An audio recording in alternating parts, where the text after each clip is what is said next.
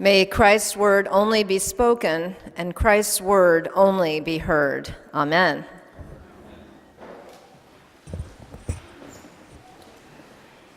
Good morning, everyone, and welcome to Trinity on our annual Welcome Sunday. It's a joy to see you all here gathered again in the sanctuary, old friends returning after the summer, and to welcome new faces among us, or those who might be here for the very first time or visiting. We're so happy that you are with us.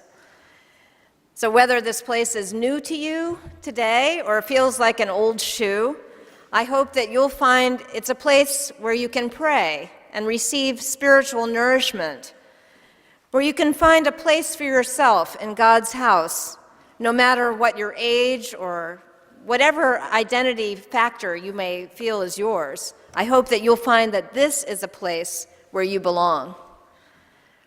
This faith community in this historic village is unique in that it has a legacy of gathering people, seeking spiritual sustenance for themselves and for their families for almost 300 years. Our theme this year as a parish is We Are Trinity. It's your church. It's our church. You are Trinity, all of us. Let's build community this year by committing to participate in the life of the parish. And so it's a good and joyful thing to begin a new year together today. Our reading from James this morning talks about how to be welcoming, which is so fitting for our Welcome Sunday. Showing favoritism towards someone we like is very natural to us. We always go up to our friends, the people we know well. That's the easy thing to do, and it's very common. But as a Christian community, we're called to expand our thinking and our actions. We're called to think the way that God thinks. Everyone is God's child, and so to welcome the stranger is to care for another person who may have entered our doors seeking community, rather than go up to your friends, to the people that you already know. What about trying something different? The 3-minute rule. Before you go and speak with your friends, for the first 3 minutes at the peace or after church or at the picnic in the parish hall perhaps, stop for a minute and wait 3 minutes. Talk to somebody you don't know. Take a risk outside your comfort zone. Make a connection and welcome someone. It doesn't have to be a new person necessarily. It just might be someone in the community that you've never really talked to before.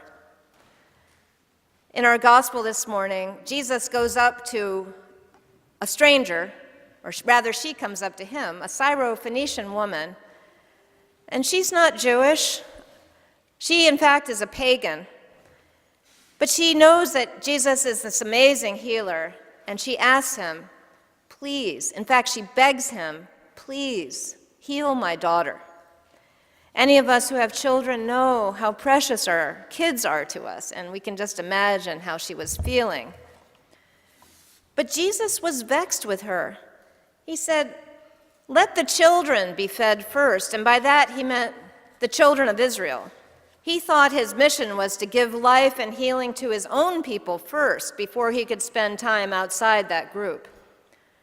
He said, let the children be fed first, for it is not fair to take the children's food and throw it to the dogs.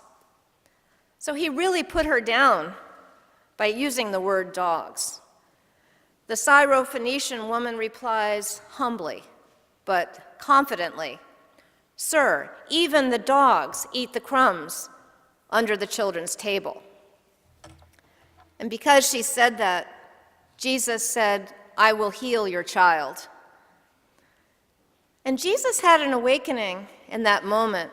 He was changed by the woman who challenged him to see her as a worthy person, as a child of God, and not as a stranger. Jesus expanded his vision. And what Jesus realizes is there's more than enough to go around. There's so much abundance in God's love that everyone can be fed The next time you see someone you don't know standing on the side, invite them in for a conversation. The loaf of God's love, if you don't mind that metaphor, we see it broken at the altar. It's great enough that each of us has enough to share.